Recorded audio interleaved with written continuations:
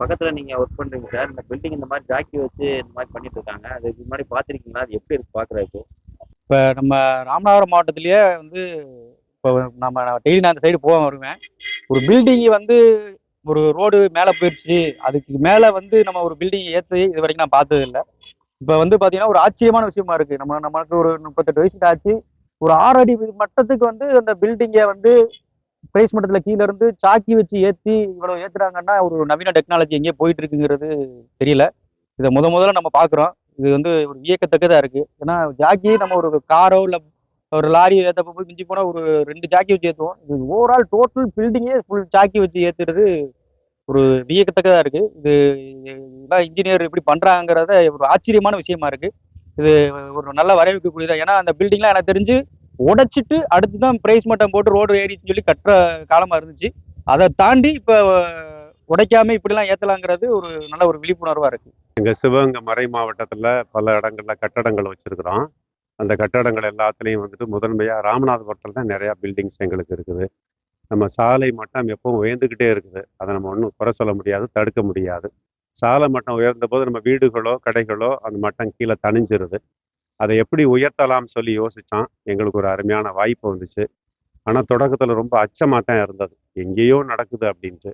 நம்ம ஊரில் இதை செய்யலாமே அப்படிங்கிற ஒரு ஆசை இருந்துச்சு. இன்னொரு பக்கத்தில் ஒரு பதட்டம் இருந்துச்சு.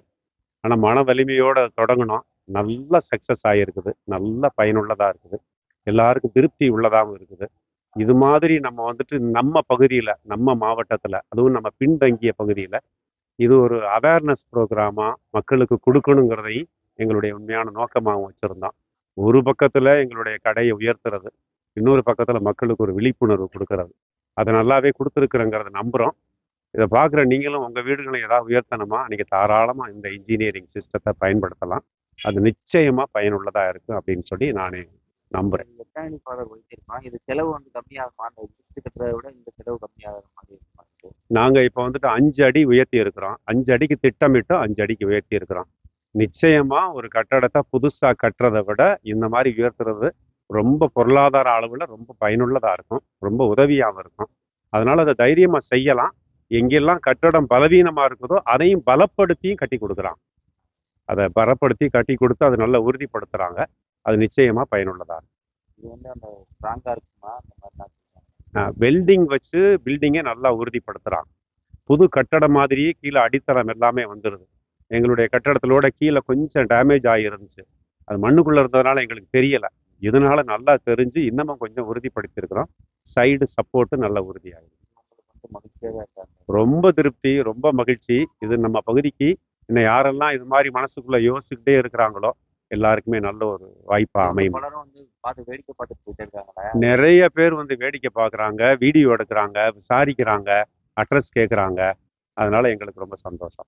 ராமநாதபுரம் மாவட்டத்திலேயே முதல் முறையாக தாழ்வான கட்டிடத்தை ஜாக்கிகள் மூலம் உயர்த்தும் பணியானது தற்போது நடைபெற்று வரக்கூடிய பகுதியில் தான் நாம் நின்று கொண்டிருக்கிறோம். இந்த பகுதி என்பது மிகவும், அதாவது ஆயிரக்கணக்கான வணிக நிறுவனங்கள் இருந்து வரக்கூடிய இந்த பகுதியில இந்த கட்டிடம் வந்து பழமையான கட்டிடம். இந்த கட்டிடம் வந்து 5 அடிக்கு கீழே, அதாவது தாழ்வான பகுதிக்கு சென்றது அடிப்படையில சாலை மட்டம் வந்து 5 அடிக்கு மேலே சென்ற காரணத்தினால இந்த கட்டிடத்தினுடைய உரிமையாளர் வந்து அந்த கட்டிடத்தை இடிக்கும் பணியில் ஈடுபட்டு இருக்கக்கூடிய நிலையில இன்ஜினியர் ஒருவருடைய அறிவுறுத்தலின்படி கட்டிடத்தை இடிக்காமல் அப்படியே 5 அடிக்கு தூக்க முடியும் என்று கூறியதன் அடிப்படையில 500க்கும் மேற்பட்ட ஜாக்கிகள் மூலம் இந்த கட்டிடத்தை வந்து உயர்த்தும் பணி என்பது நடைபெற்று வருகிறது. ராமநாதபுரம், அதாவது பல்வேறு மாநிலங்கள் மற்றும் மாவட்டங்கள்ல இது போன்று நடந்திருக்கக்கூடிய இந்த கட்டிட பணியானது தற்போது ராமநாதபுரத்தில் நடைபெற்று வருவது அந்த பகுதியில் செல்லக்கூடிய வாகன ஓட்டிகள் மற்றும் பொதுமக்கள் வந்து ஆச்சரியத்துடன் பார்த்து செல்லக்கூடிய காட்சிகள் நம்மால் காண முடிந்தது. தற்போது இந்த கட்டிடத்தினுடைய உயரமானது 5 அடி, தரைத்தளத்திலிருந்து 5 அடி உயர்த்தி தற்போது அந்த வேலையானது நடைபெற்று வருகிறது. கிட்டத்தட்ட 80% பணிகள் நிறைவடைந்துள்ளது. இன்னும் ஒரு சில நாட்களில் இந்த கட்டிடம் முழுமையடைந்து உயரமான பகுதிக்கு இருக்கக்கூடிய ஒரு நிலை என்பது ஏற்பட்டிருக்கிறது. அந்த கட்டிட உரிமையாளர்களும் அந்த பொறியாளருக்கும் நாம் வாழ்த்துக்களை தெரிவித்துக் கொள்வதோடு, இது போன்று முதல் முறையாக ராமநாதபுரம் மாவட்டத்தில் கட்டிட பணி என்பது நடைபெற்று வருவது மிகவும் அரிதாகவே பார்க்கப்படுகிறது. ராமநாதபுரத்திலிருந்து தந்தி டிவி செய்திகளுக்காக செய்தியாளர் சோனைமுத்தன். இனி செல்லும் இடமெல்லாம் செய்தி. தந்தி டிவியின் வாட்ஸ்அப் சேனலை ஃபாலோ பண்ணினா செல்ல இருக்கும் இடமெல்லாம் செய்தி. இதோ QR கோட், இப்பவே ஸ்கேன் பண்ணுங்க, ஃபாலோ பண்ணுங்க.